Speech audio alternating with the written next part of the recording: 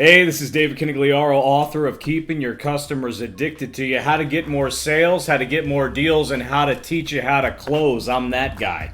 Keep your customers addicted to you. Guys, today I want to talk about, first of all, we got to get our minds right. Before we get into closes, which is what I'm going to be talking about today, man, we got to get our minds right?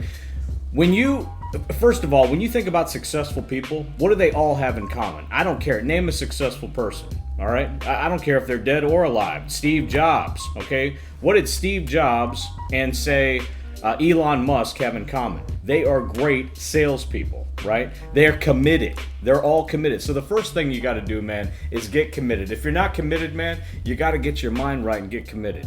You need to go 100, right? Go 100%. You need to get real serious about your career, guys. Get real serious about your let's say if you're married, go 100% in your marriage. Go 100% in your vocation. Go 100% with your kids, with God, your church, whatever. You need to get 100% commitment. Go 100, man. That's the only way to live a fulfilling life anyway. People sometimes ask me, I get messages all the time like, how do you stay committed or how do you stay motivated permanently, David? And that's usually a young person that asks me that question. It's probably a millennial or somebody very young. Hey, I'm looking for fulfillment in my life and I don't know what to do. And guys, here's the deal. If you want to stay motivated permanently, you need to have goals that are big enough, chopped big enough to sustain your passion and obsession long term, right? I mean, that's just the fact. That's just the way it is. Go 100%. Man, I don't know about you, but I like to go banging hard, right? I like to crash through a wall to go onto the other side. I don't know about you, man, but the only time I'm really having fun is when I'm all in, right? You got to get all in, baby. That's the way it is, guys. Let me give you a short story. My wife and I were on a cruise. Okay, we're in Alaska. Great cruise. And by the way, if you've never been to Alaska, take a Royal Caribbean cruise to Alaska. You can sail out of either Seattle or Vancouver. We sailed out of Vancouver, Canada. It was fantastic. We stopped at one of the ports, and I remember meeting a tremendous salesperson. I mean, this woman was lethal. Her name was Kay. Now, I love sales, and I love closing deals. Now, this woman was a closer, not just a salesperson. We go into a jewelry store. My wife's like, hey, let's go into the jewelry store. And every time my wife says, hey, let's go into a jewelry store, I'm thinking, oh man, this is gonna cost some money here. This salesperson, Kay, I mean, this woman was a killer closer. And I've been using this close that she laid on us ever since. Now, this is back in 2010 that this happened. I've been using it ever since. Kay is showing my wife a lot of diamonds. She's showing my wife this charm and this necklace and this bracelet and this ring, and she's laying them all out for her. And the way the light is just reflecting off these stones. I mean these are sexy stones, right? And this is what Kay says. She says, if you want to save money and get more diamond for your dollar, I would go with this one right here. Okay. If you want to save money and get more diamond for your dollar, I would go with this stone right here. Now, I've been using that ever since. Now, I'm not in the jewelry business, but you can use that with anything. Hey, if you want to save money and get more house for your dollar, I would go with this house over here. If you want to save money and get more car for your dollar, I would go with this model right here. And here you can get the list of reasons why. If you want to save money and get more detail for your dollar, if you want to save money and get more whatever it is, I mean, you can use that close, lethal close. If you want to save money, everyone wants to save money. That's what it's all about, right? If you want to save money and get more X for your dollar, go with this. I've been using that ever since. Lethal close. And this woman was like a killer salesperson. The other thing is this, guys. You need to learn to agree. And all these need to be done with a smile on your face. Big smiles, right? A lot of people, man, they forget to smile. They look so serious, they almost look pissed, right? They look like they're pissed off in a sales negotiation. Now, who wants to do business with somebody who looks pissed off? So, first rule of selling is always agree. Let's say you're getting a little bit of pushback. Say the customer, hey, Mitch, let's say the customer is saying, hey, man, this is too much money, can't afford it, I got to talk to my wife, whatever. I've heard it all. Or I want the silver model and this is black, whatever. I mean, dude, people do this crap all the time. time, right? Oh, I don't like this suit. I like that suit. Whatever. But that suit's too expensive. The one that I actually want, whatever it is, man. It's always just some pushback, okay? But you got to say, first rule of selling is always agree. Always agree with the customer. Say, hey, I'm with you. I agree. Try that. In fact, try that for 24 hours. Agree with everyone you talk to. I don't care if it's your kid. You know, I got a 3-year-old, man. She wants everything. Now, here's the funny thing about kids. Kids don't know how to sell kids' clothes.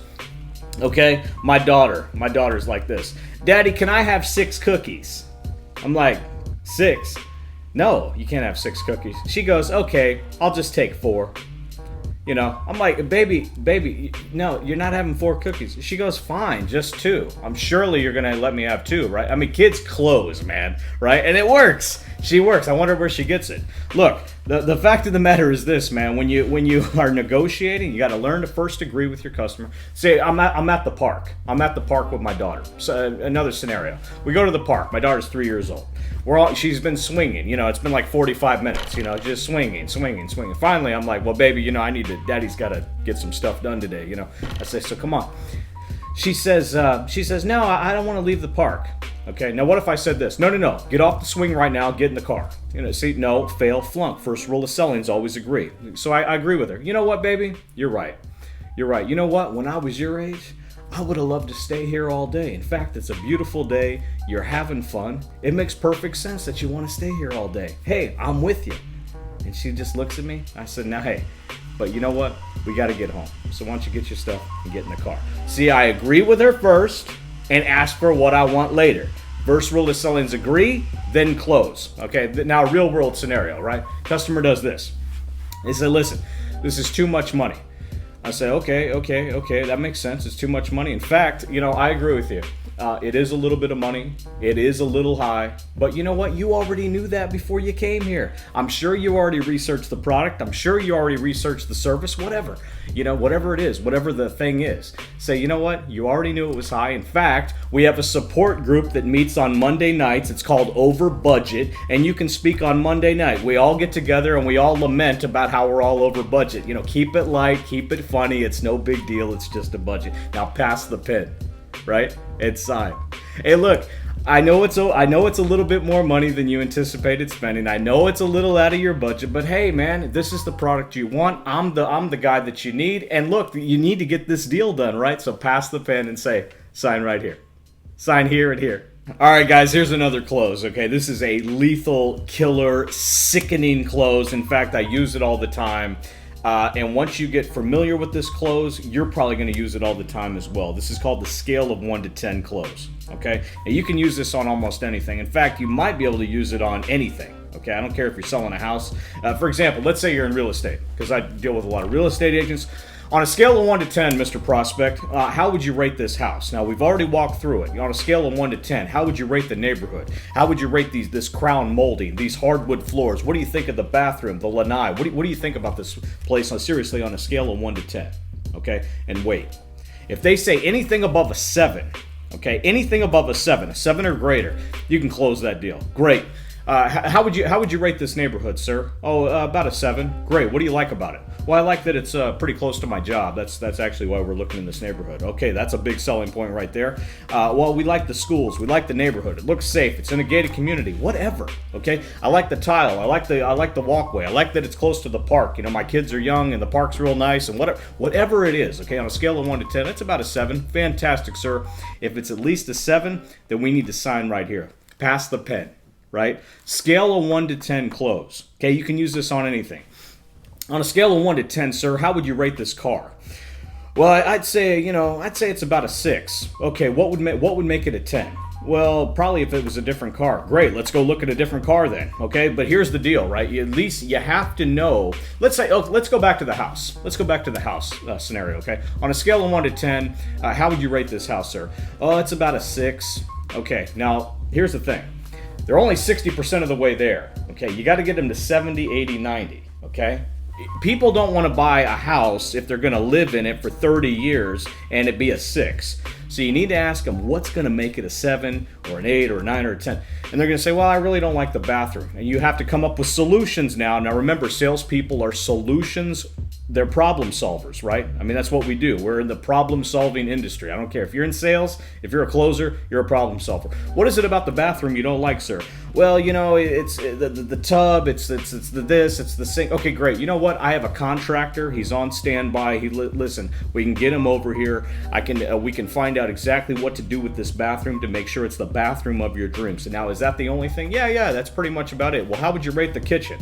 Oh, the kitchen's definitely a 9. I mean, that's our favorite part about this. Great, a 9. What do you think about the living room? Oh, it's about an 8. Great. You know, but it's the bathroom is the only hang-up, sir. That's not a problem at all. We can get the bathroom of your dreams. Sign right here. Pass the bed. Okay. Scale of 1 to 10 clothes. You can use it on everything. Guys, this is Dave Canigliaro. If you're enjoying any of the videos that we put together, any of this informational content, be sure to click subscribe, and we'll take this relationship to the next level. I'll wait for you.